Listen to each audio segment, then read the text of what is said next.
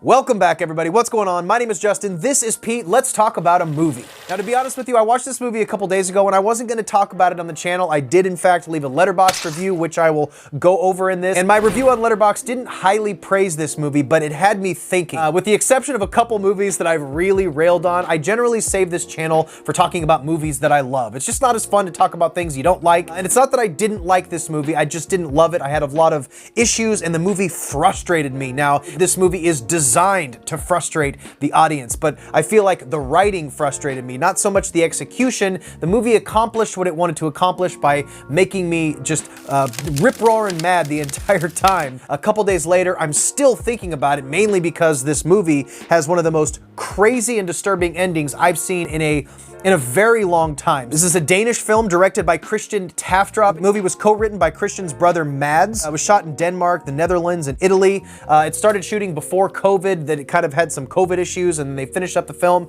Had a budget of about $3 million. The film looks amazing. All of these locations. I love movies shot abroad in these countries that have a lot more history than the United States. The architecture throughout this is just incredible. It's just stunning to look at. Now, what's this movie about, you might ask? Let's get into it. On a vacation in Toscana. Toscana means Tuscany in Italian. A Danish family instantly becomes friends with a Dutch family. Months later, the Danish couple receives an unexpected invitation. It doesn't take long before the joy of the reunion is replaced with misunderstandings. Misunderstandings is an understatement compared to what actually happens in this movie. Now, the whole setup and vibe of this movie is not unlike things we've seen before. I've seen stories told like this, but what this movie does, like I said, that stuck with me, is it pushes this premise to its limits and actually delivers on the ending. And that's, as I marinate on this movie, that's what I'm realizing, is that a lot of the movies that start with the premise like this, where you have an ominous character who slowly starts to reveal that they're not what they seem, they usually flutter out and peter out in the third act. And this movie kind of saves all of its best shit for that third act, for this shocking ending. And it truly is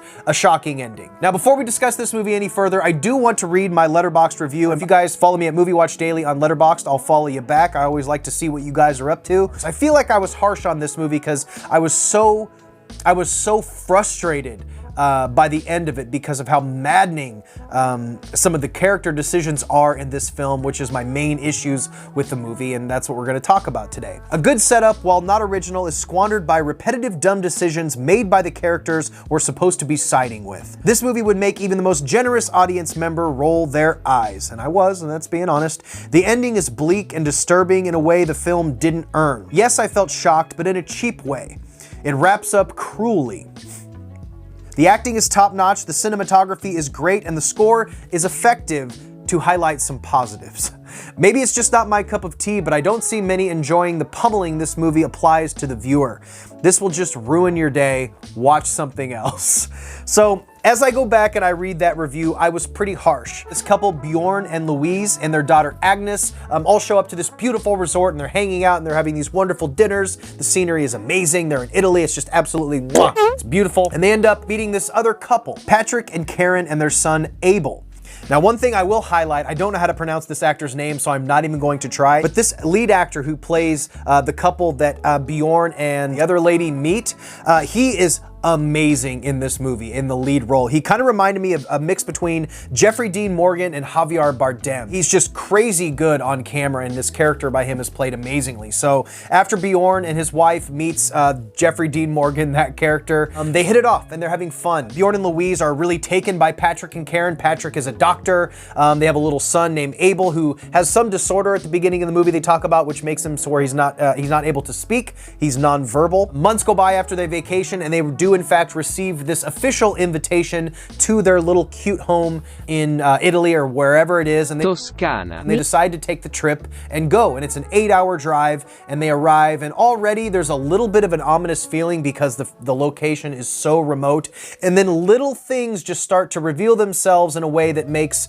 the visitors, Bjorn and Louise, very uncomfortable. Louise has expressed many times that she's a vegetarian, and they keep repeatedly being served meat dishes. The host, Patrick, keeps keeps on having these odd flashes of anger and is not very nice to his son, and these things start to unfold into a fever pitch at the end of the movie, and they just ratchet up the tension. This movie has a really awesome score, the music is amazing, and the performances by everybody are just incredible.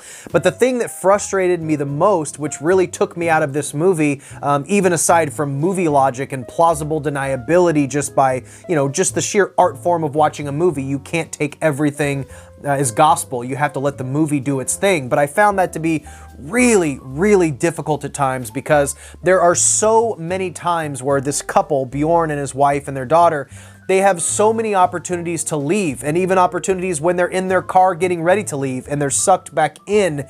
And there's just no way any normal person would ever stay in this situation. You can't keep getting away with it! As I read about the movie and I watched a couple interviews with the director, that was kind of his point. Although I don't think it translated well, because to the audience like me, it just seemed frustrating. I guess he was just trying to kind of satirize how people can be overly polite and accepting and don't stand up for themselves, don't fight for themselves when they may be in danger or they may be being wronged. And I guess that is, in essence, the entire theme of the movie. But as a cinematic experience, I wish they would have included some sort of reason that was holding this family to not leave.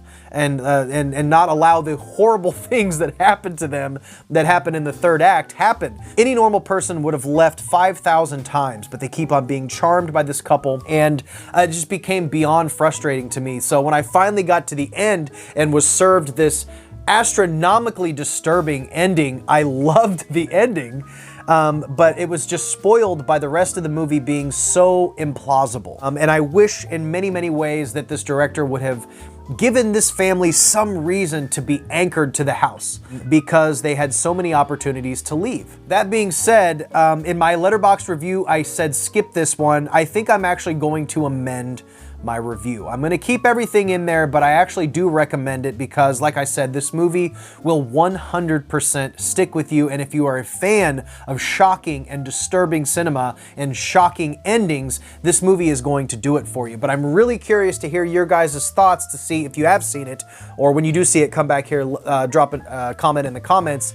Let me know if you were as frustrated by the fact that this family just didn't leave this house as I was, because it kind of ruined the middle act. The first act is fantastic, the middle act is very frustrating, and then the third act is just batshit crazy, and I respect the fuck out of this director for taking it as far as he did, because there's things on screen, especially with children.